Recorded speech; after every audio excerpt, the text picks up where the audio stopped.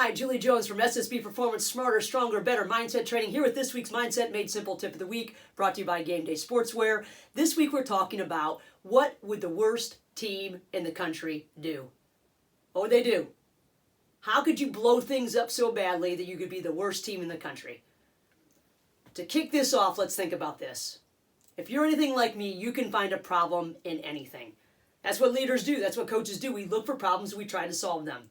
Well, I'm not so sure this is a gift, but we know that we are innately wired to look for the negative. We have a negativity bias. We see threat and we pay attention to that more than we do the good. It takes a little longer for that to set in. So let's take this tendency and put it to good use. Insert inversion thinking. What's inversion thinking, you ask? Just like it sounds. We're taking something and we're turning it upside down. German mathematician Carl Jacobi, put this into practice in the early 1800s. He wanted his math students to turn the problem upside down, to invert it so that they could figure out the solutions. We're looking at how to get what we don't want, which is what we talk about a lot. We talk all of the time about what we don't want. And we're going to try to find solutions by looking at how to make things the worst. I'm no mathematician, but I was really, really intrigued by this by listening to a podcast.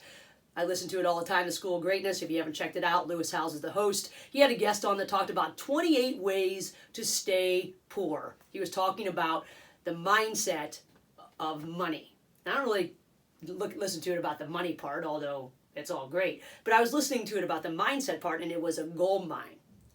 He was saying 28 ways to stay poor. One way, take advice from poor people. That's a great way to stay poor. And I was cracking up. I thought, this is a great way to think about things.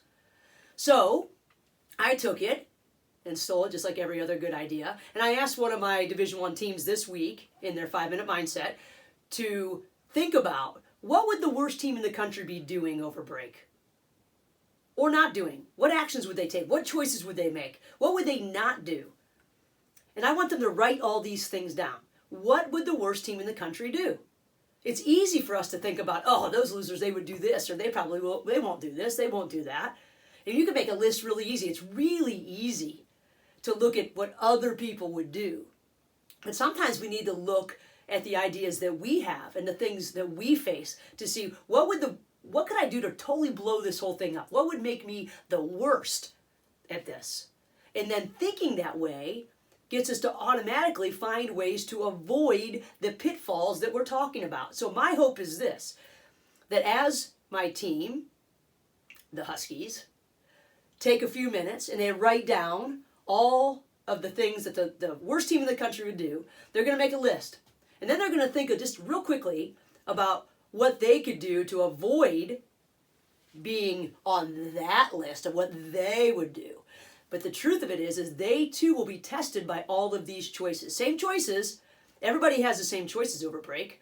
We can either commit to our workouts, or we can eat too much, or not sleep, or burn the candles at both ends, or do things that we know aren't helpful to a championship approach.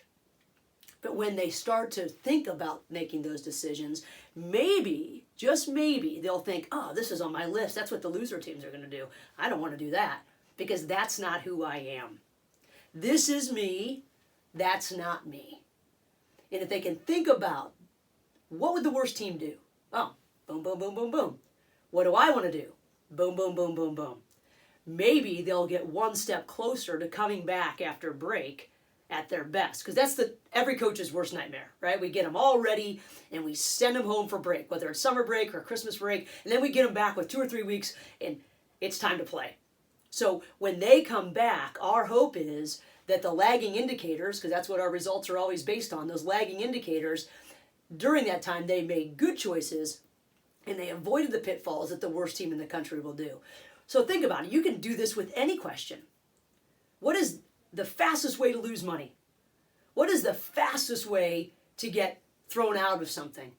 What is the fastest way to gain 10 pounds? Now you can think of all the ways you can do that.